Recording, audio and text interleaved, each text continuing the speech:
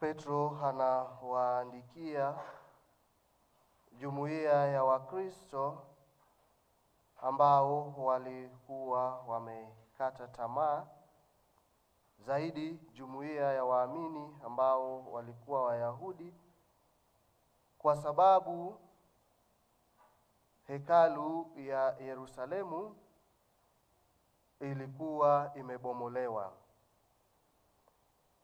Na kwao waliona ya kwamba hekalu hilo lilikuwa ishara ya uwepo wa Mungu kati ya watu wake. Na zaidi ya hayo, Wakristo wa wakati ule pia walikuwa wakipitia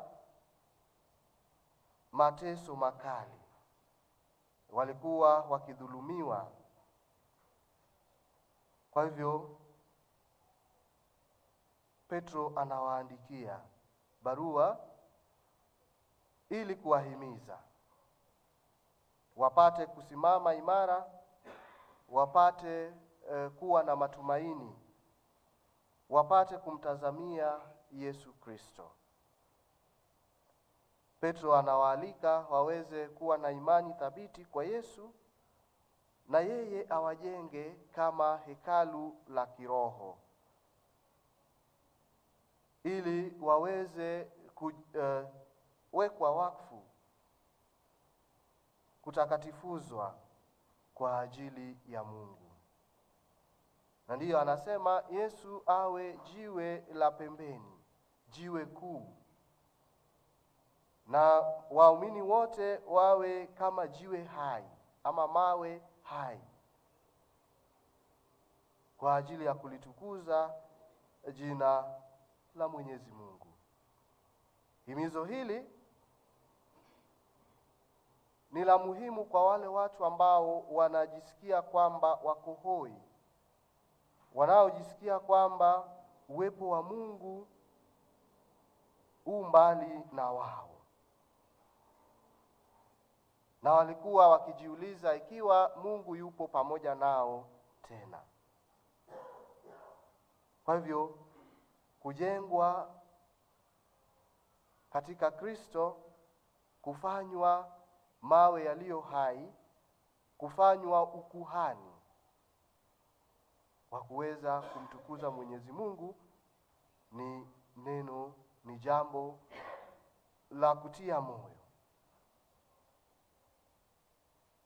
Petro anawahimiza hawa watu wasiwe wenye kukata tamaa, wasiwe watu ambao wananyamazishwa kwa sauti ya watu wengine ambao wanampinga Kristo na injili yake. Waweze kuiga mfano wa huyu kipofu anaitwa Bartimayo, mwana wa Timayo, ambaye pia anapaza sauti yake, na watu wanajaribu kumnyamazisha. Sio watu tu, bali wafuasi wa Yesu wanajaribu kumzuia asiweze kumkaribia ama asiweze kuhudumiwa na Yesu. Lakini huyu kipofu anaendelea kupaza sauti yake, Yesu mwana wa Daudi, unihurumie. Na sauti hiyo inasikika. Na Yesu anaposikia sauti yake anamuuliza, unataka nikufanyie nini? Kwenye tafakari yetu ya jana, wana wa Zebedayo, Yakobo na ndugu yake Yohana, walienda kwa Yesu wakaomba, wakatoa ombi. Na Yesu akawaambia, hamjui mliombalo. Na leo Yesu amempa huyu kipofu nafasi ya kuomba kile anachotaka. Kwa hivyo imetupasa hata sisi tunaposali tuweze kutambua, kujua, what are we praying for? What are we asking? Tunataka Mungu, tunataka Yesu atufanyie nini?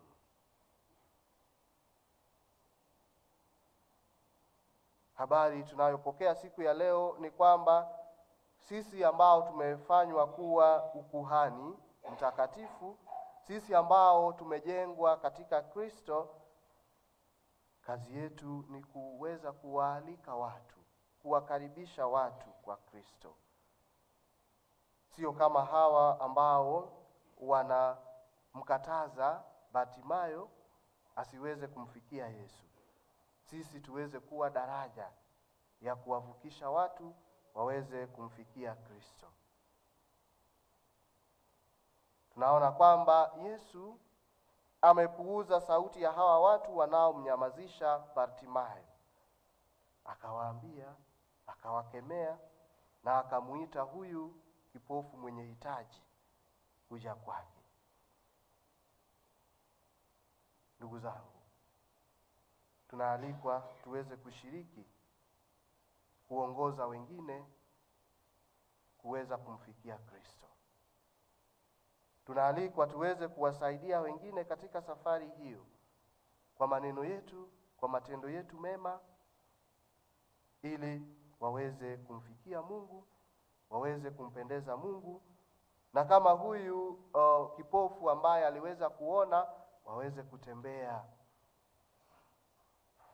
Na tutambue ya kwamba huenda sisi ndiyo tunaweza kuwa pia vipofu. Tuweze kumlilia aturehemu. Amejaa rehema, amejaa neema tele kwa wale wanaomtafuta.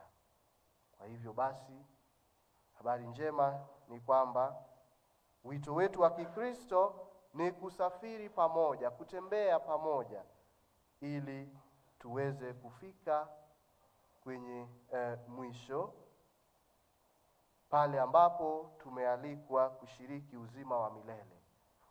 Safari hiyo lazima tuianze sasa hivi, tukiwa hapa, ili tuweze kuikamilisha pale tutakapopokea taji la uzima wa milele. Tumsifu Yesu Kristo. Amen.